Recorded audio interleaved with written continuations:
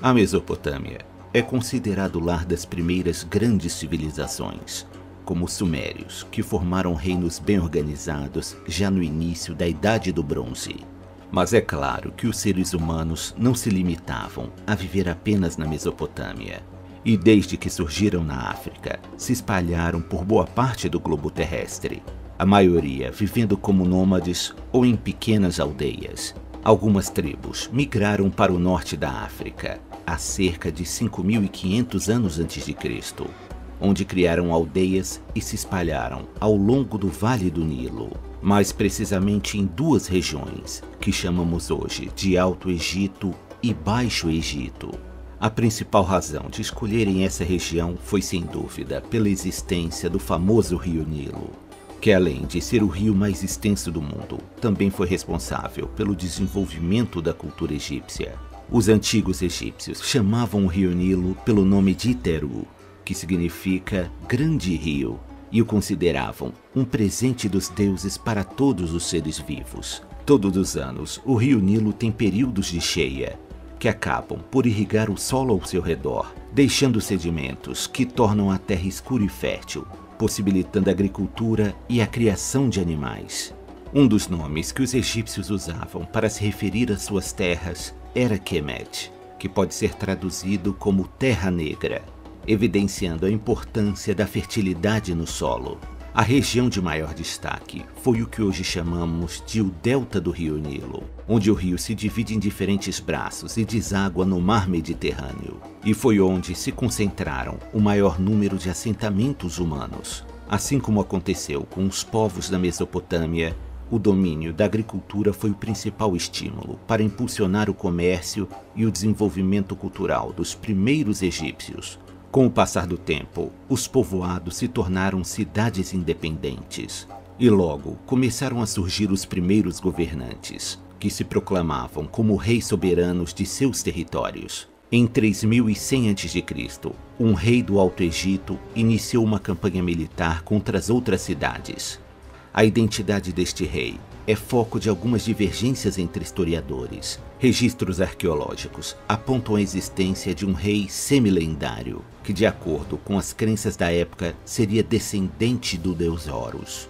Esse misterioso rei teria sido chamado pelo nome de Narmer, ou Menes, com fortes indícios de que Narmer seria o nome correto a ser usado. Estudos mais profundos indicam que a palavra Menes seria referente a um título honorário, que significa aquele que preserva. Narmer obteve sucesso em sua campanha militar e unificou os povos do Baixo e Alto Egito sob seu comando, tornando-se assim o primeiro faraó do Egito. Narmer deu início às primeiras dinastias do Egito, tendo-se seguido 30 dinastias ao longo dos séculos. A cidade de Mênfis foi fundada por Narmer e por muito tempo foi a capital do Antigo Egito, devido à sua localização geográfica, que oferecia um ponto de controle estratégico sobre todo o território egípcio. A cidade possuía um porto que ficava às margens do rio Nilo, onde foram construídas fábricas e oficinas, que faziam desde jarros de cerâmica, roupas e tinturas, que eram transportadas para cidades vizinhas através de barcas que percorriam o rio. Já no início de sua história, os egípcios já enfrentavam conflitos com povos vizinhos, como algumas tribos núbias e tribos líbias, que não aceitavam o controle que os egípcios exerciam na maior parte dos territórios férteis. Essas tribos constantemente se rebelavam contra os egípcios e atacavam aldeias e cidades menores, provocando combates violentos e dificultando a distribuição de mercadorias pela região. É possível que o faraó Narmer tenha se casado com Neitotep, uma princesa do norte da África. O casamento teria objetivos políticos para apaziguar a disputa no território egípcio. Neitotep foi a primeira rainha do Egito e talvez tenha sido a primeira faraó mulher após a morte de Narmer, o que faria dela a primeira mulher da história a governar uma dinastia. O nome de Neitotep foi encontrado em vários locais, como paredes de tumbas e objetos sagrados, evidenciando sua importância como cofundadora da primeira dinastia. e é definitivamente a mais antiga rainha do Antigo Egito, cujo nome é conhecido. Durante a grandiosa história dos antigos egípcios, os faraós exerceram um papel mais importante do que o de figuras tradicionais de reis e imperadores, pois eles eram realmente vistos como seres sagrados, verdadeiros deuses na terra. De acordo com as crenças da época, os faraós teriam uma herança de sangue divino, sendo descendentes diretos de Horus, e por essa razão, apenas aqueles que compartilhavam da mesma linhagem possuíam direito ao trono. Isso explica porque algumas mulheres assumiram o comando ao longo da história egípcia, enquanto outros povos contemporâneos da época, apenas homens tinham o direito de governar. Os egípcios tinham preferência por uma mulher que tivesse sangue divino a um homem que não o tivesse. Os faraós não ocupavam somente o cargo de mais alto governante, mas também eram comandantes supremos do exército, os primeiros magistrados e os sacerdotes de mais alto nível, já que eram a figura mais próxima dos deuses entre os humanos. O herdeiro do trono real era preparado desde a infância para ocupar o seu cargo. Ele deveria aprender sobre táticas militares, a história dos reinados, a história das conquistas militares, além de aprender a ler e escrever e memorizar os ritos religiosos. Apesar de toda a autoridade que os faraós dispunham, era raro permanecerem muito tempo no poder, e seu reinado era muitas vezes interrompido por invasores ou golpes de estado. Com o objetivo de prolongar o reinado dos faraós, todos os anos eram realizados festivais ritualísticos, chamados de Festa de Opet, que tinha como objetivo trazer o rejuvenescimento para o faraó e seu vínculo com os deuses. Quando um faraó conseguia permanecer por cerca de 30 anos no comando, era realizada uma grande festa para exaltar seu reinado. E no final de sua vida, ele era honrado com festas, cânticos e rituais de passagem para o outro mundo. Por volta do ano 2680 a.C., teve início a fase conhecida como o Império Antigo, também chamada de a Era das Pirâmides. Neste período, o Egito já havia se consolidado como um império e mantinha relações de comércios com os povos libaneses, palestinos e os reinos da Mesopotâmia, tornando o Egito uma terra de grandes riquezas. Durante o Império Antigo, se destacaram grandes avanços artísticos e arquitetônicos, onde as pinturas que adornavam os templos e palácios eram feitas com uma grande perícia, sendo devidamente calculadas as proporções dos desenhos. A tintura usada vinha do extrato de plantas e minerais, e até mesmo eram usados insetos e sangue de animais para conseguir cores mais vívidas.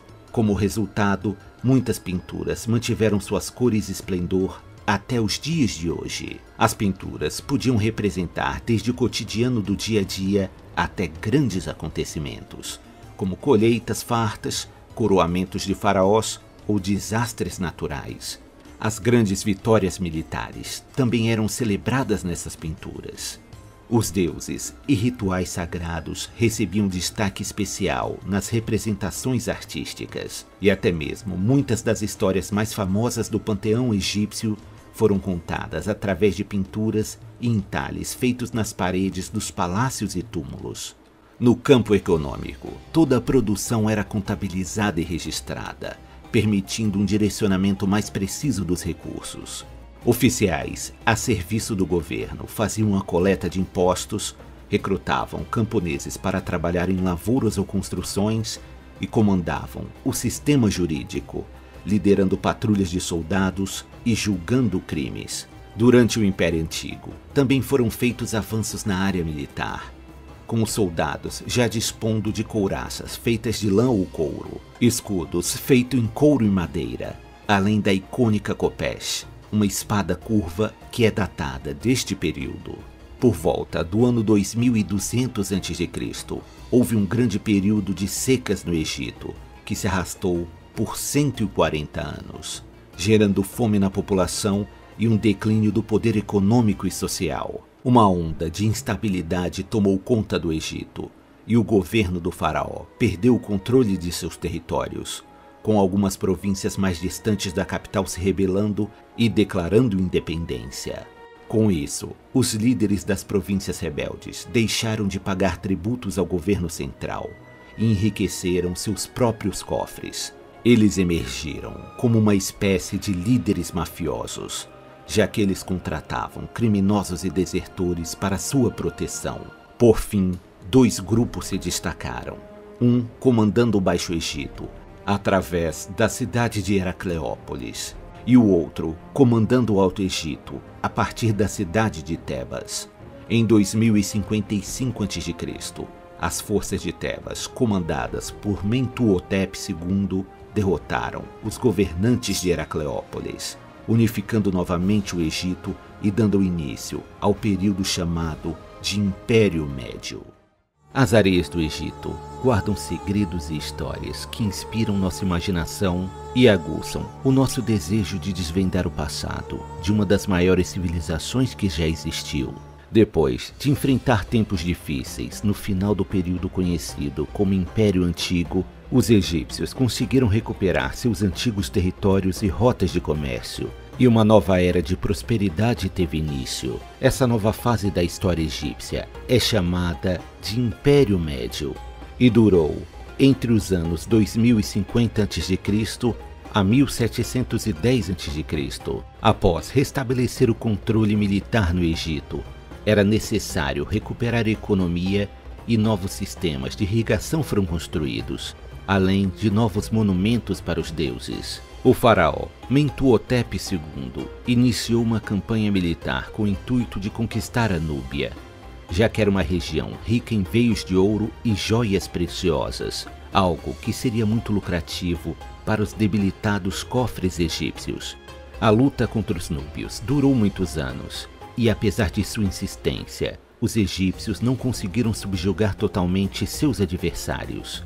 Um fato que comprova a grande capacidade militar das tribos africanas. Mentuhotep II morreu após reinar por 51 anos. Ele foi sepultado juntamente com suas 6 esposas em um complexo funerário que fica em Deir el-Bahari.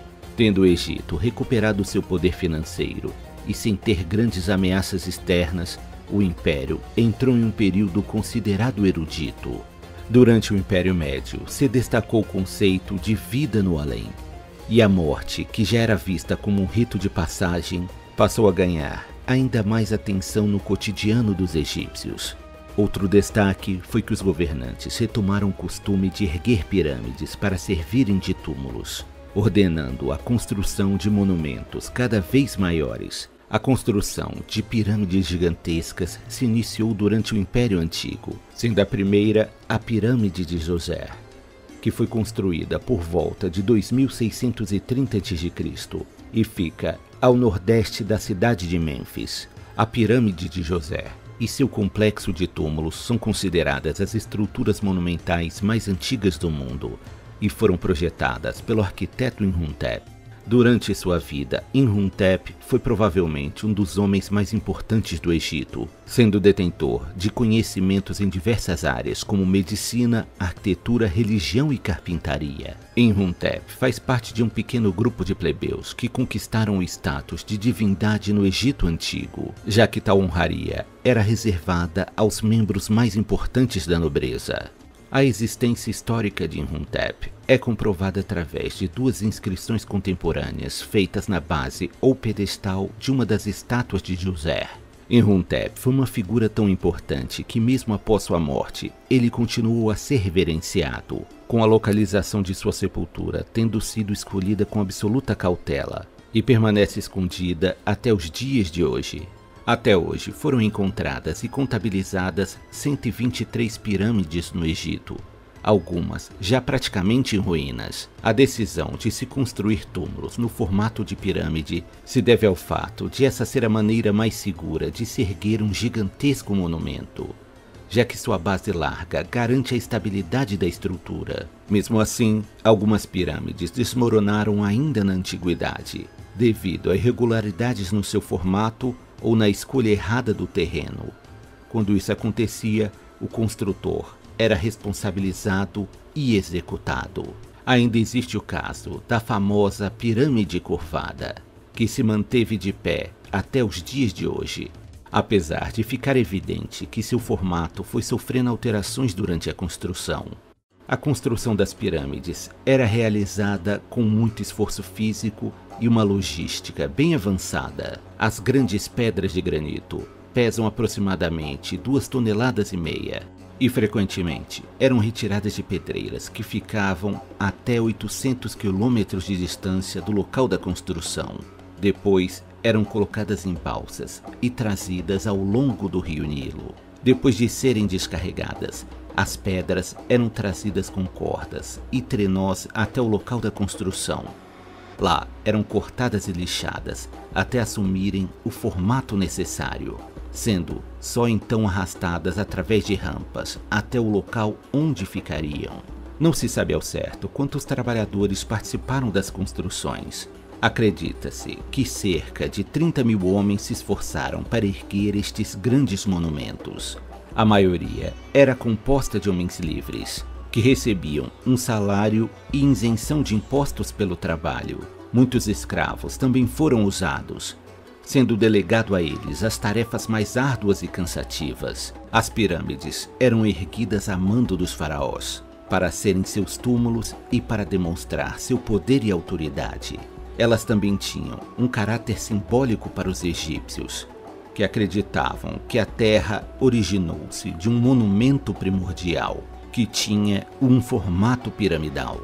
As pirâmides mais famosas do Egito são as pirâmides de Gizé, localizadas na necrópole de Gizé, próximas à cidade do Cairo.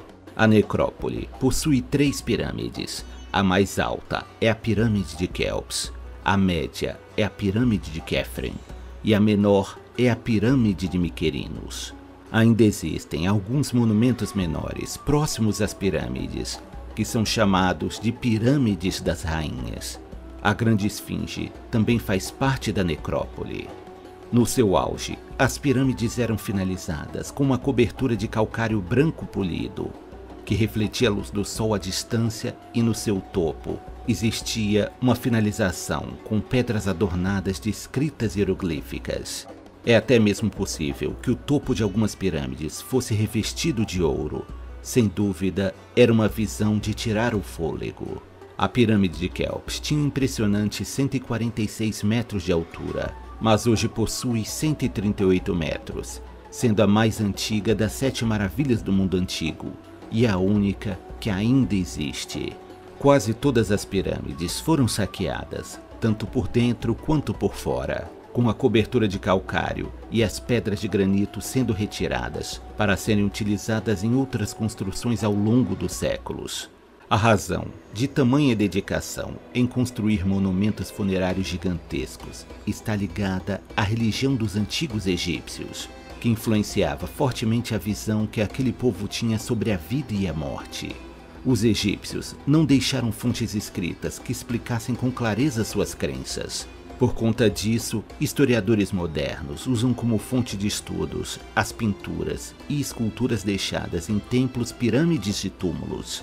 Outra fonte de pesquisa são 3 coletâneas de textos hieroglíficos que datam de diferentes períodos. Esses textos são chamados de os livros das pirâmides, o livro dos sarcófagos e o livro dos mortos. Os antigos egípcios acreditavam que os detentores de sangue divino poderiam ressuscitar após algumas centenas de anos, e assim retomar seu lugar de direito como governantes da Terra. Esse conceito de morte e renascimento explica a motivação dos faraós para criar ambientes onde eles pudessem preservar seus corpos e retornar à vida. A prática da mumificação tinha como objetivo preservar o corpo para o qual o soberano iria retornar. Também eram levados para o túmulo os pertences pessoais do faraó, como objetos preciosos, roupas e joias. Durante o Império Antigo, também eram sacrificados seus criados pessoais, animais e sacerdotes. Em muitos casos, suas esposas e concubinas também eram sepultadas juntas com o faraó.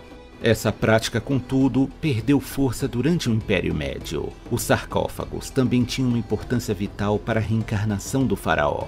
O rosto do faraó era entalhado no sarcófago com a maior precisão possível, para que quando o espírito retornasse ao corpo, ele pudesse se lembrar de como era a sua aparência em vida. Nos dias atuais, as práticas muçulmanas são consideradas a religião oficial do Egito, com a maior parte da população seguindo os preceitos do Islã sunita. Ainda assim, existem grupos neopagãos que seguem as religiões dos deuses antigos. Essa prática é chamada de quemetismo. O último faraó que governou o Egito durante o Império Médio foi Amenemes III. Durante seu reinado, ele permitiu que as tribos de origem semítica da Ásia se estabelecessem no delta do rio Nilo. Essas tribos buscavam refúgio da crescente ameaça do Império Assírio. Esses povos eram chamados de Ixos, que pode ser traduzido como reis pastores. Em 1650 a.C., cheias descontroladas do rio Nilo destruíram parte das plantações egípcias, afetando a economia e fragilizando novamente o império. Os Ixos se aproveitaram deste momento de instabilidade e tomaram controle de algumas cidades construídas no delta do rio Nilo. Os Ixos estabeleceram sua própria dinastia e elegeram um faraó, seguindo o modelo egípcio de governo. Os governantes egípcios tiveram que recuar para a cidade de Tebas, onde ficariam presos entre os reinos Ixos do norte e os reinos Cuxitas do sul. Essa fase da história egípcia ficou conhecida como o segundo período intermediário. Apesar de serem invasores, os Ixos exerceram uma influência positiva sobre a cultura egípcia, trazendo cavalos de boa qualidade, modelos mais avançados de carruagens de guerra e novas técnicas de tecelagem. Durante 30 anos, os egípcios lutaram contra os Ixos, até que o faraó egípcio Amoses obteve uma série de vitórias militares, erradicando o poder dos Ixios no Egito. Essa nova retomada do poder para os egípcios deu início ao período chamado de Império Novo. Durante o período conhecido como Império Novo, ficou evidente para os faraós que suas forças militares não estavam à altura das ameaças estrangeiras. Como solução para isso, os egípcios passaram a contratar tropas de mercenários da Núbia e Líbia, e como recompensa por seus serviços, eram oferecidas terras para as tropas mercenárias, que traziam suas famílias para viver e trabalhar nas terras do faraó. Prisioneiros também eram utilizados no exército. Geralmente eram colocados nas linhas de frente da batalha. Durante este período, também foram desenvolvidas melhores táticas de combate, onde tropas autônomas de até 6.000 homens eram comandadas por oficiais bem treinados.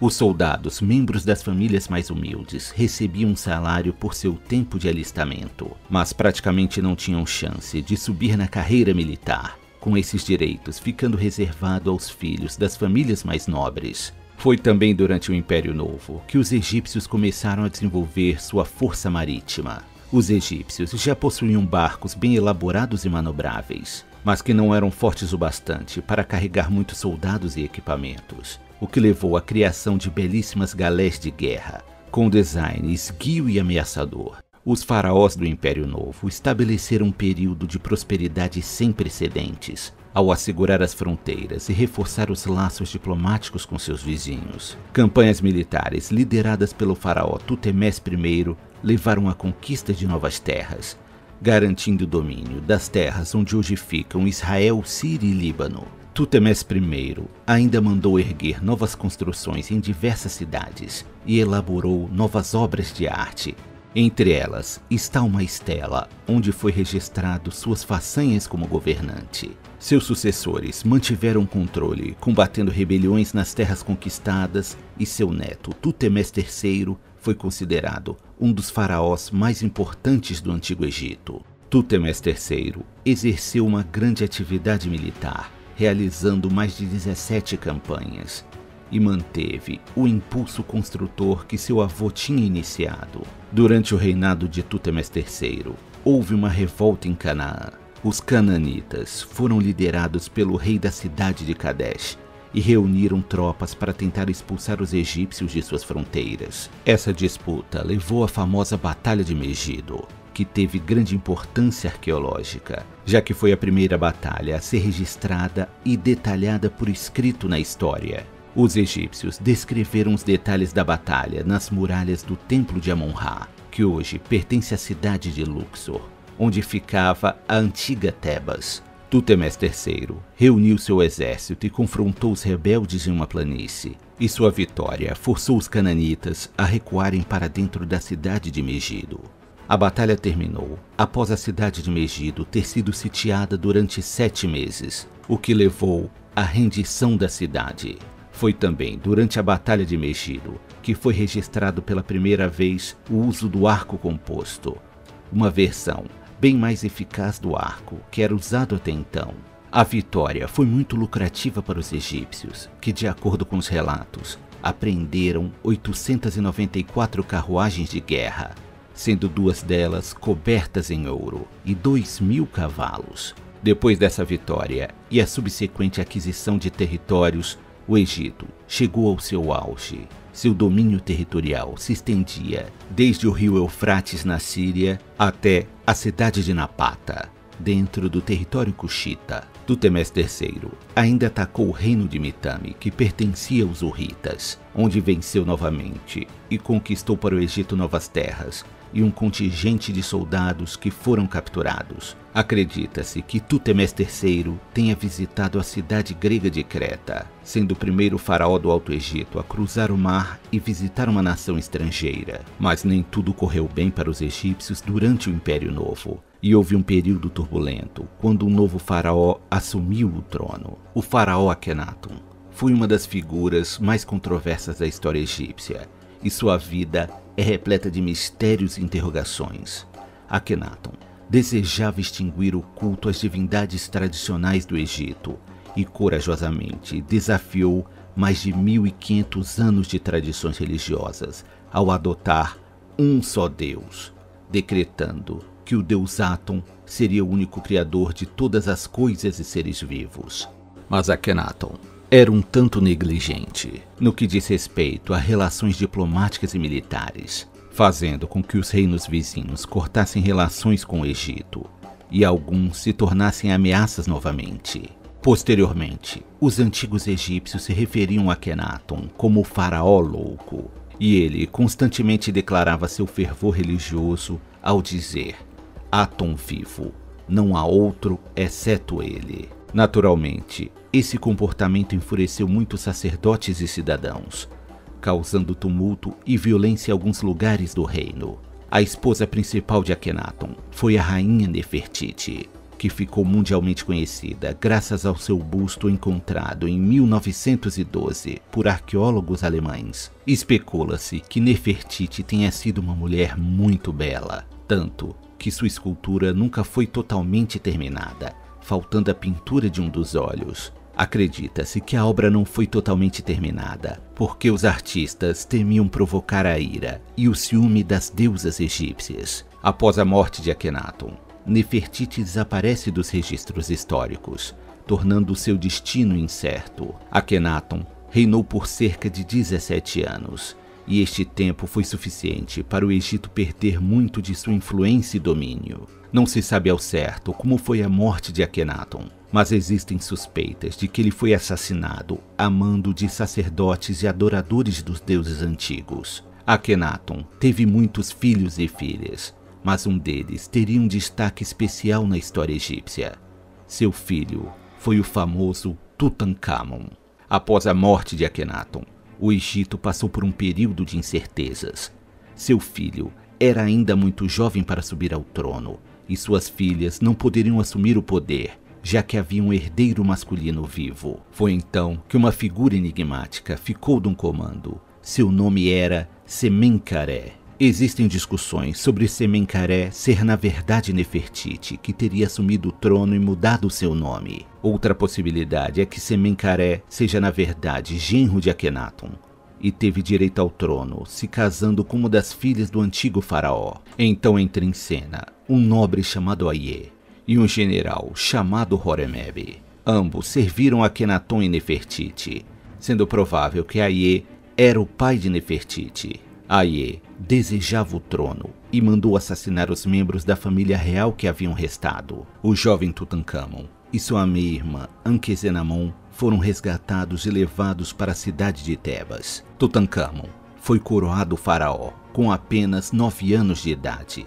e, para fortalecer o direito ao trono de sua dinastia, se casou com sua meia-irmã, que tinha apenas 11 anos. Devido à pouca idade de Tutancâmon, Aie passou a governar o Egito com o cargo de vizir, algo como regente do trono, e seu governo era apoiado pelo general Horemheb. Com o passar dos anos, Tutancâmon passou a ter uma voz mais ativa e a exercer mais autoridade, ordenando a construção de templos para os deuses antigos do Egito, e assim restaurar o culto às diferentes divindades. Foi então que em 1324 a.C., Tutancâmon faleceu com apenas 19 anos de idade. O motivo de sua morte é fruto de muita especulação, que vão desde doenças a envenenamento e assassinato. O que não era de se estranhar, já que ele representava uma ameaça para os planos de dominação de Aie. Outro ocorrido que reforça a hipótese de assassinato é que logo após a morte de Tutancâmon, sua esposa Anque-Senamon mandou cartas para o rei dos Hititas, pedindo para que ele enviasse um de seus filhos para se casar com ela e ser coroado faraó do Egito. Os hititas e egípcios sempre foram inimigos, o que mostra que o pedido de Anque-Senamon foi motivado por medo e urgência. Com relutância, o rei hitita enviou um de seus filhos para encontrar Anque-Senamon, mas misteriosamente, esse príncipe nunca chegou a entrar no Egito, tendo provavelmente sido assassinado por espiões, novamente a mando de Aie. Anque-Senamon, por fim, teve que se casar com Aie, muito provavelmente contra sua vontade.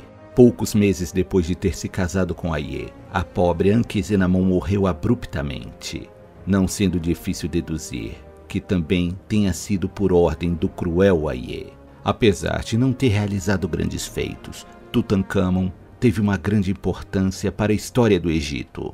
A sua tumba, apesar de ser pequena comparada com a de outros faraós, estava quase intacta quando foi encontrada. O túmulo de Tutancâmon foi encontrado no Vale dos Reis em 1922 pelo arqueólogo britânico Howard Carter.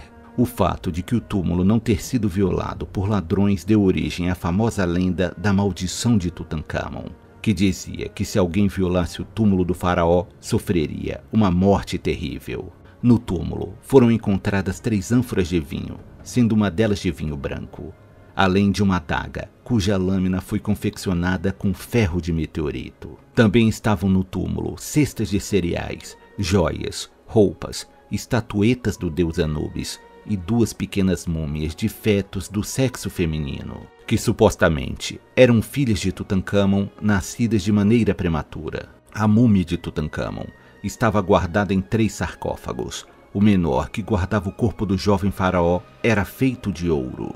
Apesar de curta, a história de Tutancâmon é repleta de assassinatos, traições e intrigas, mas sem dúvida é digna de ser conhecida e lembrada até os dias de hoje. Quanto ao regente Aie, ele parece ter morrido de velhice, e como não tinha herdeiros, foi sucedido pelo general Horemheb. Apesar de ser um militar, foi aceito de bom grado pelo povo para assumir o cargo de faraó, já que ele havia servido muito bem ao Egito em suas guerras. A história do Egito ainda sofreria muitas reviravoltas no futuro, e a chegada do famoso faraó Ramsés II traria temor ao coração dos inimigos do Egito.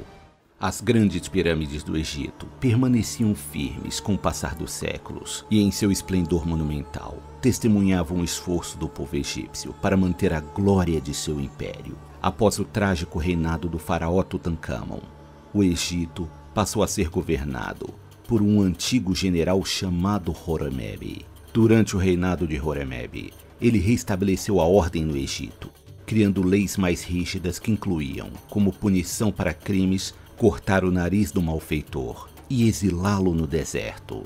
Horemheb continuou a lutar para restabelecer o culto aos deuses antigos e tentou até mesmo apagar os registros do reinado de Akhenaton, se referindo ao antigo faraó como um demônio que veio para destruir as crenças nos verdadeiros deuses. Horemheb não tinha herdeiros e por isso nomeou como sucessor ao trono Ramsés I, que era seu amigo próximo e também general do exército egípcio.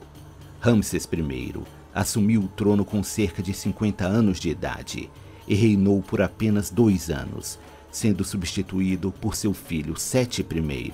Sete I guerreou contra os hititas e conquistou a cidade de Kadesh. Com isso, os hititas entraram em um acordo de paz com os egípcios, que durou cerca de 15 anos. Sete I recuperou outros territórios que pertenciam ao Egito antes do reinado de Akhenaton. Mas seu reinado também seria breve, já que ele faleceu com apenas 40 anos de idade. A múmia de Sete I é considerada uma das mais belas e bem preservadas encontradas até hoje, sendo mantida atualmente no Museu Egípcio do Cairo. O sucessor de Sete foi seu filho, o famoso Ramsés II. Existiram 11 soberanos com o nome Ramsés na história do Egito, mas apenas Ramsés II é chamado de Ramsés o Grande. Ele é considerado o maior faraó do Egito e seu reinado foi o mais próspero e o mais longo da história egípcia. Quando Ramsés II tinha por volta de 10 anos de idade, seu pai o levou para acompanhá-lo em suas campanhas militares, onde Ramsés presenciou batalhas na Líbia, Canaã e Sinai. No início de seu reinado, ele foi até a região da Fenícia com a intenção de marcar novos limites para os territórios egípcios. No entanto, ele adentrou no território dos hititas e clamou para si terras que foram conquistadas na época de Tútemes III. Esse ato foi encarado como uma ofensa pelos orgulhosos hititas, e a guerra entre os dois impérios recomeçou novamente. O reino dos hititas convocou um grande número de soldados e pediu reforços de cidades e povoados aliados aos hititas. Por sua vez, Ramsés II também tinha um exército numeroso, composto por soldados egípcios e mercenários africanos e libaneses. Ramsés tinha uma personalidade forte e impaciente, o que levou a tomar a iniciativa e marchar em direção à cidade de Kadesh, que havia sido retomada pelos hititas. O exército egípcio estava disposto em 4 divisões, que apesar de serem numericamente inferiores aos hititas, eram mais bem treinadas e disciplinadas. Foi então que 2 soldados hititas se entregaram aos egípcios. Eles se diziam ser desertores, mas na verdade eram espiões. Após conquistar a confiança dos egípcios, os espiões passaram a falsa informação de que o exército hitita ainda estava longe de Kadesh. Ramsés quis agarrar a oportunidade de retomar rapidamente a cidade e avançou apenas com sua guarda pessoal e uma divisão de seu exército, enquanto o restante das forças egípcias seguiam em marcha mais lenta. Já próximo à cidade de Kadesh, Ramsés se deu conta de que havia caído em uma armadilha. Os hititas surgiram de diferentes direções e cercaram as tropas egípcias. Este evento tão inesperado ficou registrado como a primeira emboscada militar que se tem registro na história. Mesmo cercado, Ramsés e sua guarda pessoal utilizaram suas carruagens de guerra e realizaram a façanha de abrir caminho entre as tropas inimigas, quebrando o cerco enquanto os soldados da infantaria egípcia continham o avanço dos inimigos. Ramsés conseguiu se reagrupar com as outras divisões de seu exército que vinham em seu auxílio e lançou um contra-ataque que dispersou rapidamente os hititas. Neste dia, o rei dos hititas perdeu o próprio irmão, que foi morto durante a batalha. Por fim, as 2 forças recuaram, ambas com muitas baixas e soldados exaustos. Ramsés recuou para o Egito e o rei hitita para o norte de seu território. Tecnicamente, a luta havia terminado em um empate, mas ambos os líderes declaravam terem saído vencedores da batalha. Após mais alguns anos de conflitos e hostilidades, o Egito finalmente assinou um tratado de paz com o Império Hitita, algo realmente marcante, já que este foi o primeiro tratado de paz documentado na história. Este tratado de paz também foi motivado pela crescente ameaça do Império Assírio. que vinha se fortalecendo cada vez mais e já demonstrava ser um perigo tanto para os egípcios quanto para os hititas. No Tratado de Paz foi firmado um acordo onde o Império Egípcio e o Império Hitita prometiam dar apoio mútuo contra ameaças externas, algo que sem dúvida atrasou o avanço dos assírios durante algum tempo. Essa experiência de quase ter sido derrotado tornou Ramsés II mais sábio e cauteloso, e durante seu reinado ele manteve a aliança com os hititas. Ramsés teve muitas esposas. A principal foi Nefertari, que era sua esposa favorita e teria lhe dado 6 filhos, 4 meninos e 2 meninas. Nefertari também teve participação em negociações políticas, principalmente se correspondendo com a rainha dos hititas. Por mais estranho que pareça, Ramsés II ainda teria se casado com 3 ou 4 de suas próprias filhas, mas existem discussões quanto isso ser realmente verdade. Ainda durante o reinado de Ramsés II, as cidades cresceram em tamanho e população, além de terem sido construídos muitos templos e construções de diversos tipos, trazendo mais prosperidade para o Egito.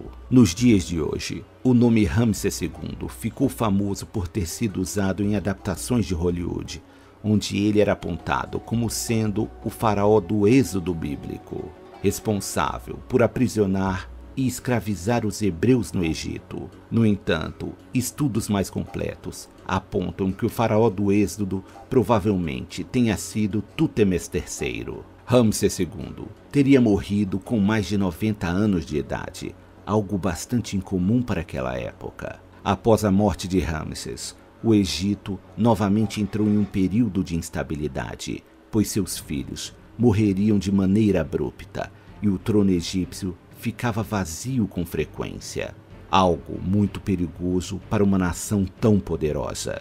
Por fim, a responsabilidade caiu sobre Merneptah, o 13º filho de Ramsés II. Merneptah já tinha mais de 60 anos quando assumiu o trono e não tinha o vigor necessário para governar o grande número de cidades e províncias que compunham o poderoso Império Egípcio. Com o governo enfraquecido, os sacerdotes do Templo de Amon passaram a ganhar mais poder político, já que eles pregavam serem o elo entre os deuses e o povo comum.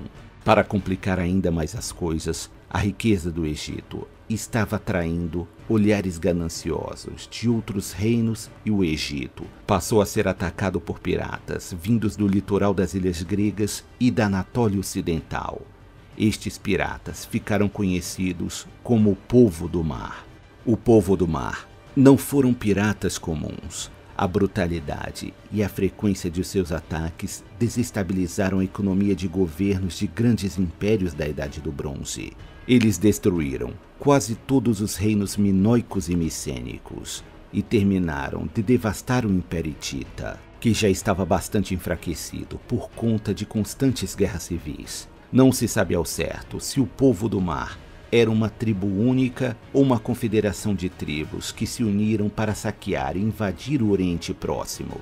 O fato é que eles eram numerosos, habilidosos marinheiros e ferozes combatentes em terra firme. Acredita-se que as invasões dos povos do mar tenha sido motivado por desastres naturais. Muito provavelmente, terremotos e maremotos devastaram as ilhas do Mar Egeu e regiões costeiras da Grécia e Turquia. Esta mesma onda de desastres naturais desestabilizou grande parte dos reinos dominantes e foi responsável por causar o declínio da civilização minoica na ilha de Creta. O faraó Merneptah conseguiu deter a invasão do Povo do Mar. Esta batalha ficou conhecida como a Batalha do Delta, mas somente alguns anos depois, o faraó Ramsés III conseguiu efetivamente expulsar os povos do mar do Egito.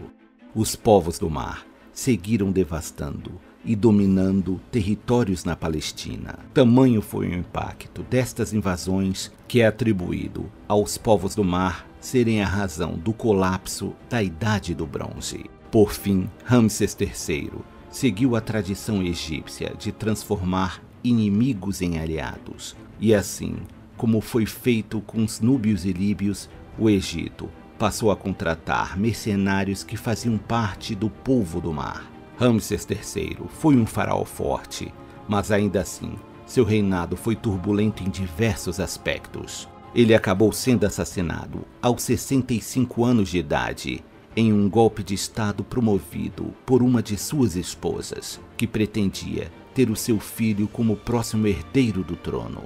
O Egito estava financeiramente exausto. Seus cofres foram drenados pela guerra contra os invasores piratas. A situação estava tão ruim que os alimentos estavam sendo racionados para a população. E foi durante este período que ocorreu a primeira greve trabalhista da história, quando os trabalhadores de diversas áreas não receberam seus grãos, se recusaram a voltar a trabalhar para o faraó. O Egito entrou em um declínio vertiginoso, onde fome, violência e corrupção devastou o império por cerca de 2 décadas. O Egito ficou dividido novamente em diferentes dinastias, e líderes ambiciosos lutavam pequenas batalhas por domínios de território, levando o Egito a entrar em uma fase conhecida como o terceiro período intermediário. Durante este período, o caos reinou e parte do Egito foi comandada por faraós de origem libanesa, enquanto a outra parte era governada por faraós de origem núbia. Os ardilosos sacerdotes do Templo de Amon aproveitaram-se da situação e tomaram controle da cidade de Tebas e outros territórios próximos. Foi então que os assírios souberam tomar proveito da queda do Império Hitita e do enfraquecimento do Império Egípcio e invadiram o Egito, conquistando cidades onde colocaram governantes assírios para controlar a população. Agora, sob o domínio de forças estrangeiras, o outrora orgulhoso Império Egípcio estava subjugado e impotente.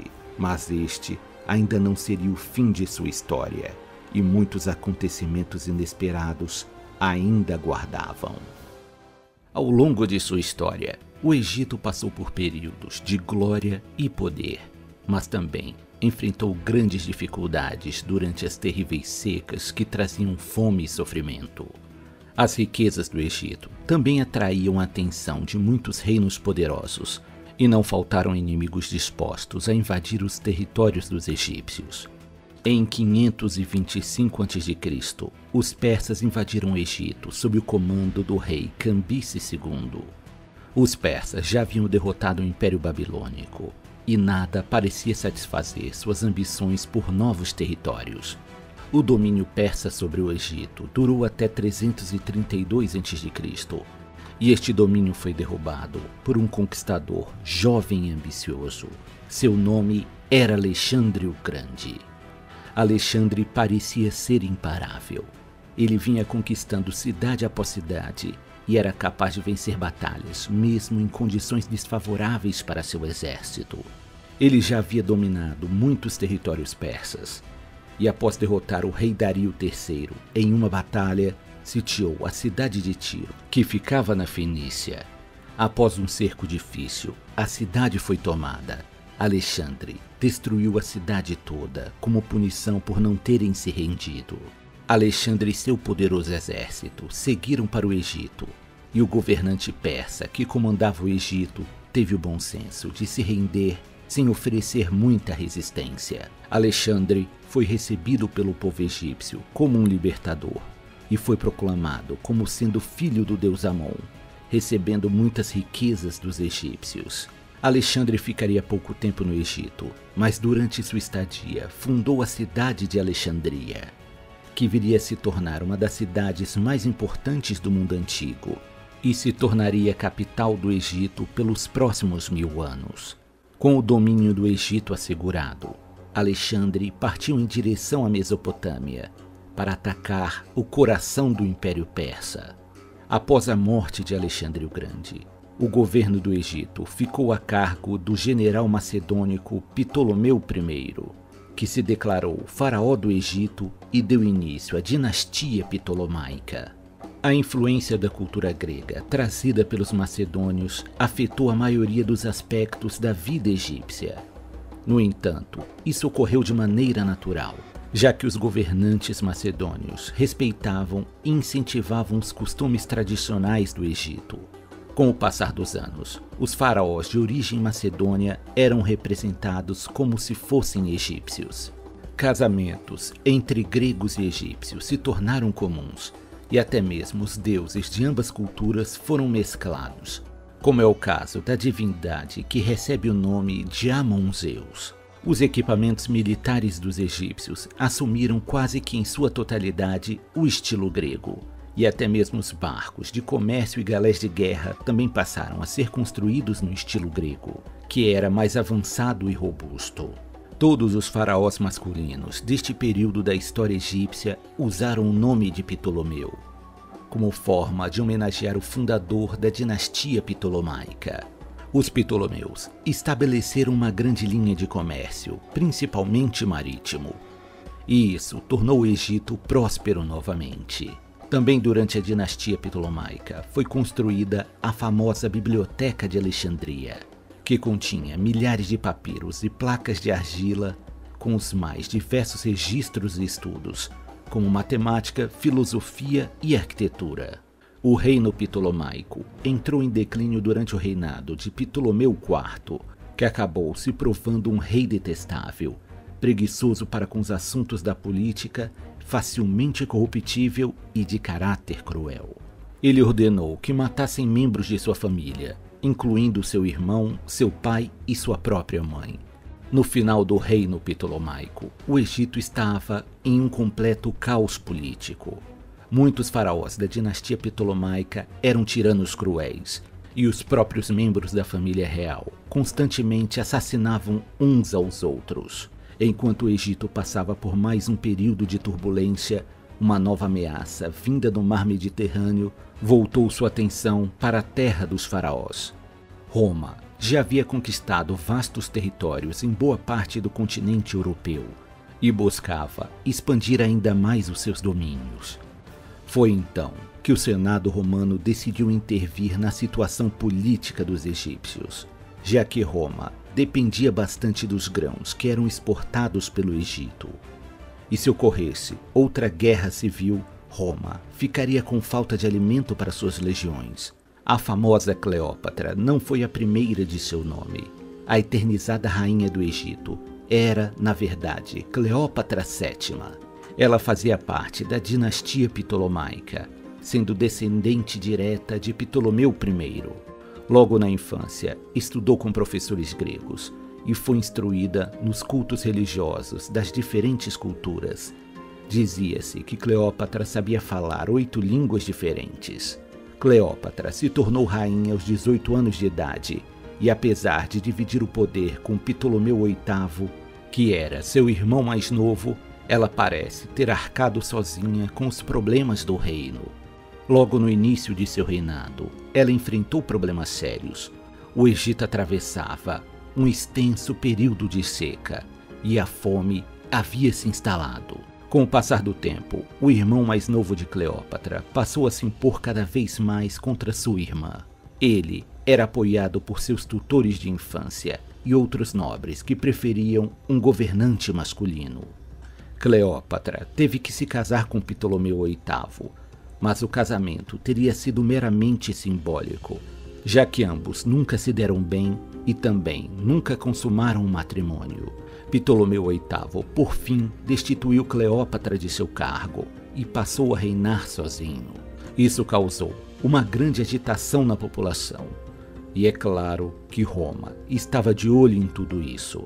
Em 48 a.C., Júlio César chega ao Egito com suas tropas, ficando hospedado no Palácio de Alexandria. Cleópatra, já conhecendo a fama do general romano, não perdeu tempo e buscou se aliar a ele. Cleópatra obteve sucesso em suas negociações com Júlio César, e ambos se tornaram aliados e amantes. Restava agora derrubar o irmão usurpador e recuperar o trono do Egito. César convocou tropas para sitiar Alexandria, e muitas escaramuças se seguiram entre romanos e as tropas de Ptolomeu VIII. Por fim, uma grande batalha ocorreu na margem oeste do Nilo. Ptolomeu VIII possuía cerca de 20.000 homens, enquanto Júlio César estava em menor número. Ainda assim, César avançou com seu exército, contando que reforços gregos chegariam para se juntar a ele na batalha. Ambos os exércitos avançaram por terra, enquanto seus barcos seguiam pelo Nilo. Seria uma batalha travada, tanto em terra quanto na água, com César e Ptolomeu acompanhando os movimentos das tropas enquanto navegavam em suas respectivas embarcações. A batalha em terra foi brutal. As tropas de Ptolomeu estavam em terreno mais alto e conseguiram fazer os romanos recuarem. Muitos soldados romanos fugiram nadando em direção aos barcos, e em meio à confusão, a galé de César acabou virando com o peso dos homens que subiam pela lateral. O próprio Júlio César teve que sobreviver nadando até as margens do rio Nilo. No auge dessa confusão, os gregos chegaram para apoiar César. Os romanos conseguiram reagrupar suas tropas e contra-atacar, e com a ajuda de aliados gregos, tomaram o acampamento egípcio onde estavam as tropas de Ptolomeu.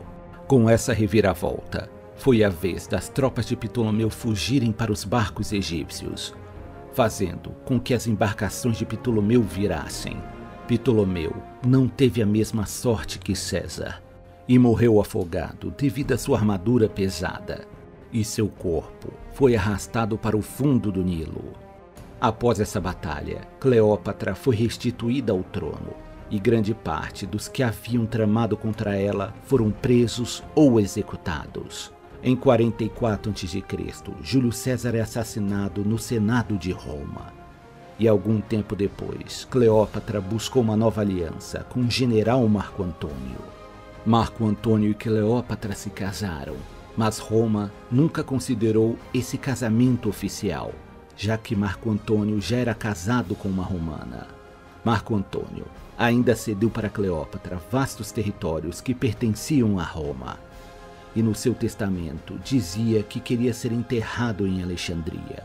Essa foi a gota d'água para o Senado romano, que permitiu que o general Otaviano entrasse em guerra contra Marco Antônio e Cleópatra.